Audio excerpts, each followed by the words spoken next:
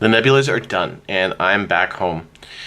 I got a ton of really great footage. I'm going to roll some of it for you tonight. Probably roll some more for you tomorrow. It's going to take me a couple days to get all this stuff up. One of the things we had at the nebulas was an astronaut. Dr. Kjell Lindgren was an astronaut on board the ISS for expeditions 44 and 45. He served as the Toastmaster for the nebulas. He did a great job and gave a really terrific speech. I'm reproducing that for you here so you can take a look yourself. Have fun. He is the leader of the 44th and 45th expeditions. Nope. I hadn't.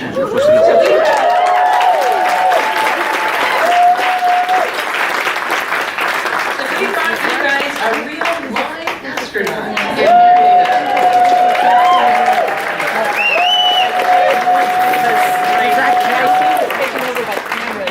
Thank you so much. I was a flight engineer. I was not the leader. I didn't want to be in So, an angle.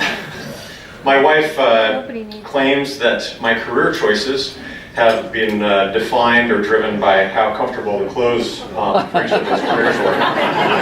And so when I joined the Air Force, it was so that I could wear a flight suit. Medicine in the emergency department so that I could wear scrubs, and then NASA, again, so that I could wear a flight suit. You all look fabulous tonight. And because we do not have formal wear in the astronaut corps, I essentially get to wear my pajamas. So, thank you, NASA. Well, it is great to be here at this year's SIFWA conference. And it was fun to learn that it's pronounced SIFWA. I feel like I'm more of an insider now. And I was delighted to learn that much thought and consternation went into the acronym, the letters, and the pronunciation. And that it's not SAFWA or SAFAFWA, SIFWA. And you all, I am sure, are aware that I come from an organization that takes great pride in its acronyms. Our very name, NASA, is an acronym, National Aeronautics and Space Administration. And a huge part of the learning curve for when we join NASA as astronaut candidates, or affectionately known as ASCANs, is learning that new language of acronyms. And so we have acronyms that you pronounce. TDRS, the Tracking Data Relay Satellite System, and acronyms that you don't pronounce, like EVA, or Extravehicular Activity, is not EVA. EMUs, the extravehicular mobility units, are not EMUs. We have acronyms inside of acronyms, like SAFER, which is the Simplified Aid for EVA Rescue, or JETPATS. And then sometimes the acronyms are unintentionally hides the intent of that which is being named. And so someone starts out with a really cool word that they want to name their project, and then they build backwards. And this, of course, is very confusing to the crew member that now has this tool and has no idea what it is. It's just named something cool. And so we provided feedback and just say, hey, let's just name the scope meter, and we'll all know what we're talking about. We occasionally obfuscate with an acronym, occasionally to make the crew member feel better. And astronauts do not wear diapers. We wear MAGs, maximum absorbency garments. And that's important because some of us have fragile egos. Well, I am absolutely delighted to be here. I have to say this has been an amazing experience. Many of you have commented on how it feels to meet an astronaut, and I am giddy with getting to meet you all. You are world builders, creators of realms in which I spent countless hours as a lonely kid in high school or as a medical student looking for escape. You all created those worlds and have helped at times to explain this one. And so you can imagine that it is more than a little intimidating to be a Toastmaster in front of an audience of eloquent wordsmiths whose work inspired you to become an astronaut. And yet, you all have all been incredibly kind, welcoming, and encouraging. So thank you so much.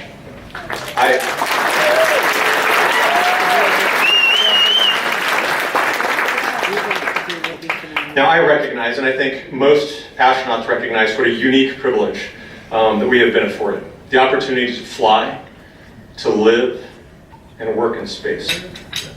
Now I recognize how special that is, especially in this community. I've gotten to experience some of the wonder that we all dream about and that you all eloquently describe.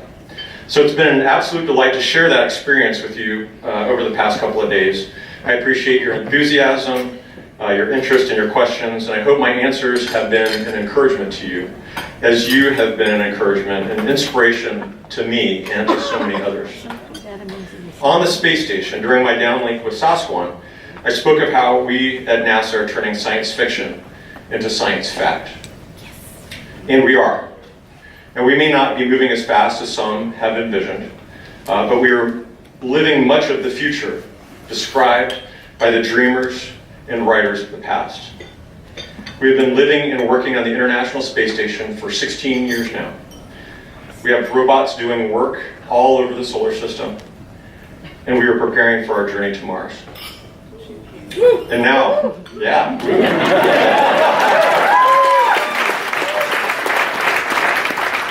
And now, you all are describing futures for our scientists and engineers to realize.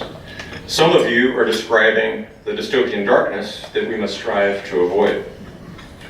The sandbox that you build in is altogether amazing and frightening, breathtaking and devastating, entertaining and enlightening. And it has been a joy these past few days to meet and talk with those of you who play in that sandbox. And I know that writing, for many of you, is a passion. For some, it is a way to pay the bills. And for some of you, there is a hope that it will someday be a way to pay the bills. But whatever your motivation, please do not underestimate your power to inspire. I am here today because of the power of science fiction. So reading, and more specifically, the speculative fiction that inspired me to pursue this path, are so important that I like to say that my path to space was paved with books. So important that I put a book, let's see, can we bring up that first slide? At the foundation of my Expedition 45 patch. Can we go back to the first slide, please? Here we go. That I put a book at the foundation of my Expedition 45 mission patch.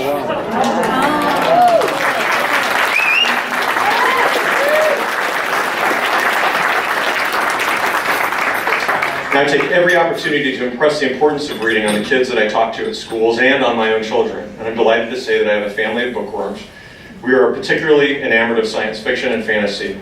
And I'm grateful to be able to attend this conference, to participate in this community, and to listen to your insights and experience. This job is particularly delightful because of the community created by the powerful emotions, memories, and dreams that so many associate with spaceflight. Many of you have shared with me your recollection of watching the moon landings as a child, or watching a rocket or a shuttle launch in person, or how you experienced the Challenger disaster. Many of you have visited a space center or have a relative or friend that works in the aerospace industry. And I love hearing these stories. And it struck me as interesting how much we desire to share those insights and connections, and to establish our role or our place in things that are bigger than ourselves. And so I'd like to turn the tables and share with you some of my insights and perspectives from my mission to the International Space Station. Now, I'm definitely not the wordsmith in the room, so I'm going to cheat and use some photos for my mission. All right, so first I'm going to share with you the books that inspired me when I can't, these are the very first books that I remember reading outside of like Go Dogs Go and The Cat in the Hat. So let's see.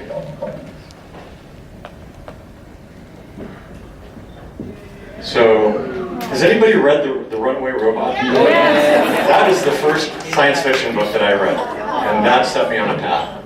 And then Saber Jet Ace is a nonfiction book about Joseph McConnell, an ace during the Korean War, and so this really set the trajectory for me.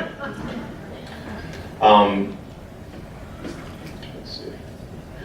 But what I would like to do is actually share with you some perspective and insights from my mission. And so I am a physician by training, And so I have organized these anatomically. So insights, perspectives from the head, from the feet, from the gut, and from the heart.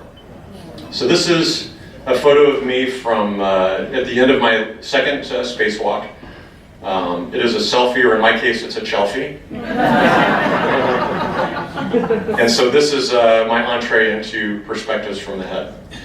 So living and working in space, that is my favorite part of this experience on the International Space Station. Truly adapting to that weightless environment. Growing up in gravity, we all, it was interesting, we spoke about this in one of our recent panels, we all grow up with a gravity bias, and it's very hard to shed that. So things that we expect or do down here, we take that with us to the internet, to low Earth orbit, even when the environment suggests a different way of doing things. And so one of those things that we would do on Friday nights is that we would all gather together, our crew would gather in the Russian segment of the space station, and we'd have dinner together and spend a couple of hours just sharing our experiences from the week. And then on Saturday nights, we invited our Russian colleagues over to the US segment and had movie night. And so here's a picture of movie night. It's a little dark, but we were all gathered in Node 1. We had the projector pointed to a big screen, and I think in this case we're watching The Martian.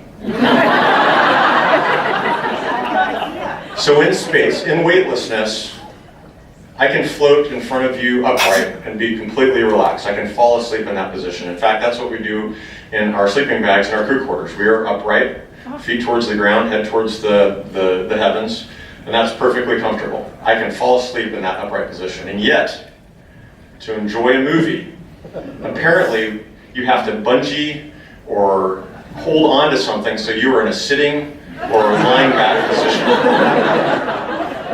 And honestly, if to float and watch a movie is uncomfortable, you feel like you're not relaxing. So every single person is forcing themselves to sit down to enjoy this film. Another thing that I think is really remarkable about that weightless environment is just this concept of innovation. And I think innovation in this respect comes from experience and intentionality. That you have to have experience in an environment, understand that environment, and then you have to be very intentional about innovating, about thinking about how we can do things better. And so I was scheduled one day to work on Robonaut. So as I said, I am a physician. I'd spent many hours in the operating room holding retractors for the surgeons. And this is how you do surgery, and this is how this particular procedure was prescribed. It was to have Robonaut bolted down to the ground and to put on our personal protective equipment, open up the chest, and then to work inside the thorax there for repairs on Robonaut. And that made sense to me. That is the model that I am familiar with from the OR. Well, Scott Kelly I had the great privilege of flying with Scott Kelly while he was doing his one-year mission. He had been up on the space station for 3 months when I arrived. And prior to that, he'd already flown a 6-month mission and a couple of space shuttle missions. So he's had a lot of time in space, and he made a very big point about constantly trying to improve. And so when it came Scott Kelly's turn to work on Robonaut, he asked, hey, can I put Robonaut on the wall? And so all he had to do, was basically he had Robonaut sitting right in front of him, right in front of his face, so all of his work was done right here. Whereas I spent the whole time, there's no gravity to pull your torso down, so that's activating my abdominal muscles for the 2-3 hours that I was working on Robonaut. And then I got a backache as a result of that as well, because of, I'm bending over, and Scott's floating right in front of Robonaut to do his work. And so I thought that was a remarkable demonstration of, hey, how can we change the work environment to make, to do things smarter in this environment. So those are some insights from the head. Now insights from the feet. Okay, so you've already eaten. So fair warning, if you are grossed out by feet or have a foot thing, then close your eyes. Okay?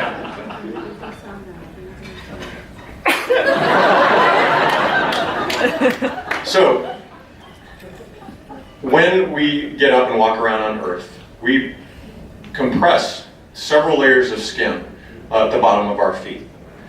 And that builds up over time, and friction and pressure then create calluses. And so we all have calluses at the bottom of our feet as a result of just getting up and walking around. In space, you no longer walk on your feet.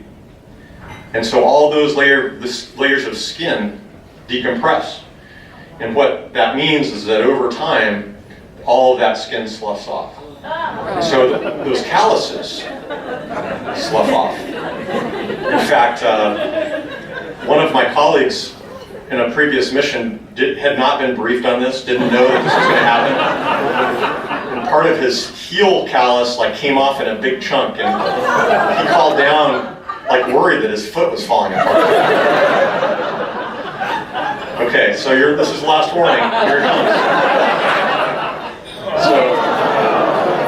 So these are my feet. It's about 3 months into the mission.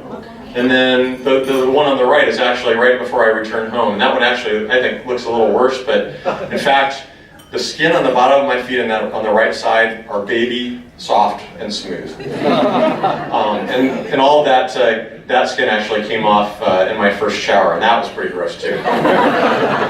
But what this means is that when you take your socks off, is that you have to be really careful. You slide the sock down your leg slowly, and then you capture it at the end, and you tie it in a knot, and you stick it in the trash bag, and you close it up. Because if you just grab the top, and you just go, zoom, and you fling it off, you are flinging this big old cloud of foot skin.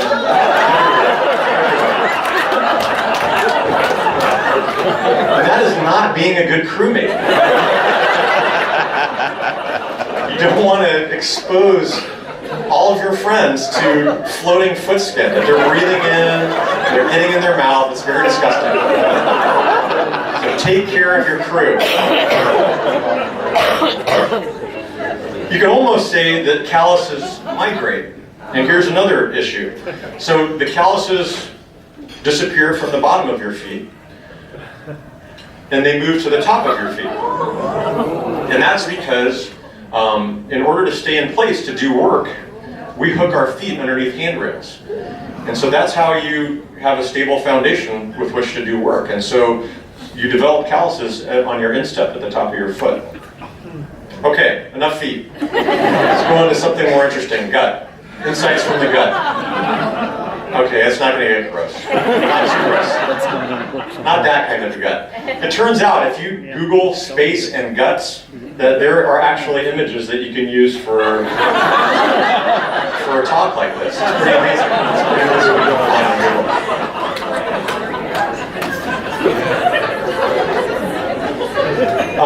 Food is incredibly important. We know it's important here on the Earth, and it's just as important in space. It's how we get nutrition, but it's also psychologically important. We use food to celebrate, we use food to commiserate, and so when Thanksgiving rolled around, the ground told us, hey, there's a special Thanksgiving meal for you. You need to go find it because we'd like to do a PAO event on this, a public affairs event. And we thought, special food, that is awesome. You guys sent up a special Thanksgiving meal for us. Where is it? And then the reply came back, oh, actually, we made a mistake. There's no special meal. We need you to build a Thanksgiving meal out of your rations. So, we were at the end of our rations, so it wasn't in there. So we actually had to go scavenge from next week's rations and pull the good stuff out of there to build this meal. So it was kind of a double whammy. So this is our delicious Thanksgiving meal. We've got smoked turkey, potatoes au gratin, some corn, and then this is candied yams, which is terrible. The truth is, after 3 months, 5 months, 6 months in space, the Food Lab does an amazing job of trying to provide nutritious food that tastes good. But the bottom line is, when you've been eating the same thing over and over for multiple weeks, that it starts to get old. And so we started sharing recipes on, hey, if you mix this with that, you get this, and it's interesting.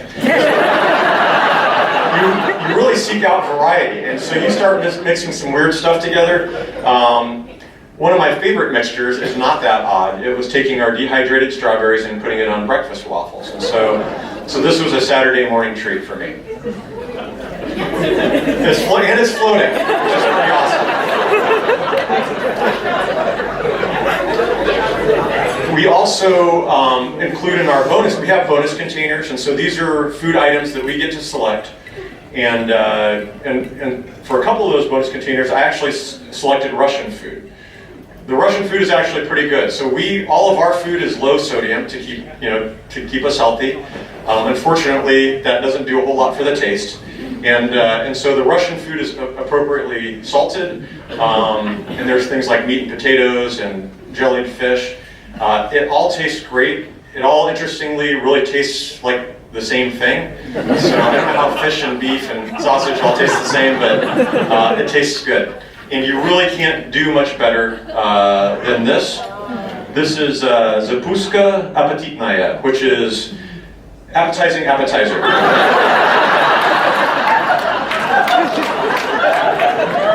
So that is always a treat. During our mission, we got to grow lettuce. We were the first American crew to grow and get to eat a crop in space. And so we grew red romaine lettuce, which was phenomenal for those gardeners in the audience. Of course, there is a psychological benefit to gardening, and that was wonderful to do on the space station. And then to eat it at the end felt a little weird, because there was this thing that you were, of course, pouring your efforts into, and then you ate it. We really wanted fresh food, so we got to eat the lettuce at the end. I put it on a faux cheeseburger, so that was pretty good. And a faux cheeseburger is tortilla, because we don't use bread in space because of the crumbs. So a tortilla, rehydrated beef patty, cheese whiz. And it's actually pretty good. And then I'm a coffee freak, and so the coffee in space is actually pretty good. It's dehydrated. Kona, so I had half sweet Kona with cream. It was wonderful, but I thought I was going to really miss fresh brewed coffee. So I schemed ahead of time and had some pods of coffee sent up on a cargo vehicle in my care packages. I mounted those on the top of our capillary beverage cup. I took hot water off the galley and pushed it through the pod into the coffee cup, and so I am claiming the first pour over in space.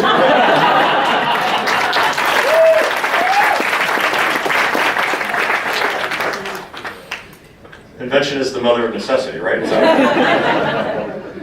it backwards? Did I say that backwards? Necessity is the mother of invention? All right, very good. I feel really bad that you guys are having to stand here while I'm doing this. All right. Okay, so those are insights from the gut. Insights from the heart. It is said that you can't see borders from space. And so there are some bummers from the experience on the International Space Station. Looking down at the Earth and not seeing borders, especially during the day. But then at night, hearing news coming up and all the terrible things that we do to each other. And when you look at the Earth, and you look down, especially when you're going over war-torn countries, and you recognize this finite planet that we live on, and you just can't help but wonder, why can't we figure out how to do this and get along? And so that is very difficult to look back at the Earth and see this beautiful planet that we live on, but to recognize the conflict and strife that you can't see. You float over these amazingly beautiful sites like this atoll. And so I took a picture of this to tweet. But when I sent the tweet down, or sent the photo and my message down to the ground, they actually said, yeah, we're not going to tweet this. And I said, why? So, well, it is beautiful, but I was going to say something about these boats sheltering in an atoll. And it turns out this is actually one of the islands that's being militarized in the Southern Pacific. And so that is disappointing. The Earth at night is absolutely amazing. It is absolutely stunning, and really reveals where our populations gather. And so this is a photo of an island. And you see these beautiful cities if you look at the, let's see, you look off on the coast, you see these cities out here, and then you realize, oh, actually, those aren't cities, that's ocean, and those are fishing boats that we can see from space, which is amazing. But then you realize that this isn't an island, that this is actually South Korea. And that if you go down to the bottom left, that this is North Korea. And I'll show you over here. So North Korea is right here. And those countries have, I think, roughly the same populations, and yet one exists in almost complete darkness. Many people ask me, hey, can you see the Great Wall of China from space? And I'm not sure where that came from, but apparently it's something that we're supposed to be able to see. And I say I could not even see Beijing from space. And that's because of the terrible pollution in some parts of continents. And so you can see this mountain range, and off to the left, this just tremendous haze that really blocks our ability to see much of particular continents. And pollution has a very clear character. It's this yellowish haze. It's very different from clouds, very different from just general smoke. And then affecting those of you who were in Sasquatch last year, or I'm sorry, a couple of years ago, we can see forest fires from space. Oh, yeah. And they are tremendous, I mean, very clear and tremendous. And so these are pictures of the fires over the Northwest while you were all at Sasquatch. And so it's very clear that there's something very wrong going on. We know that people lost their lives in these fires, and it's absolutely amazing. This smoke stretched from the Northwest. You could see it stretch all the way across the continental U.S. Pretty amazing.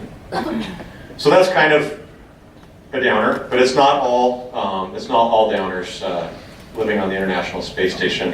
There's some amazing things as well. The Earth is beautiful. So just water. So flying, if you stick your head into the window and look back at the Earth, chances are pretty good you're going to see some water, of course.